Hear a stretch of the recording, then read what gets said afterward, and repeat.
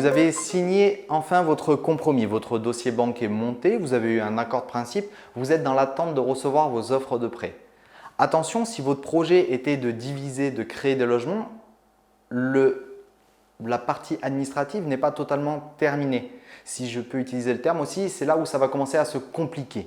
Il va falloir être patient, très patient et avoir les nerfs très solides. Ce n'est pas à la portée de tout le monde. Quand on va devoir faire une création de logement ou même une construction, un agrandissement, vous allez devoir poser des permis de construire ou des déclarations préalables de travaux.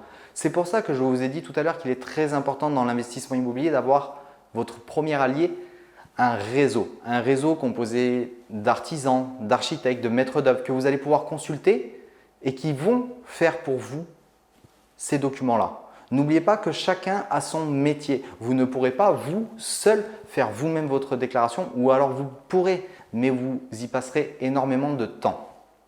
En plus de cette partie administrative qui doit partir à la mairie pour pouvoir avoir les autorisations de réaliser votre projet, si vous souhaitez diviser un bien dans une copropriété, vous allez devoir faire aussi ce qu'on appelle une AG exceptionnelle, une assemblée générale exceptionnelle qui va vous donner l'accord de l'ensemble des copropriétaires de l'immeuble de créer un second logement dans cet immeuble.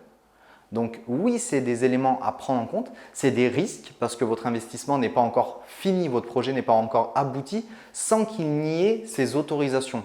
L'important au début était d'avoir un relationnel d'agent immobilier, d'avoir eu une offre contre-signée, d'avoir signé son compromis, d'avoir ses offres de prêt. Maintenant, c'est d'obtenir les autorisations nécessaires pour que votre projet se mette en place. C'est votre prochain objectif, atteindre et obtenir ces autorisations administratives auprès des autorités.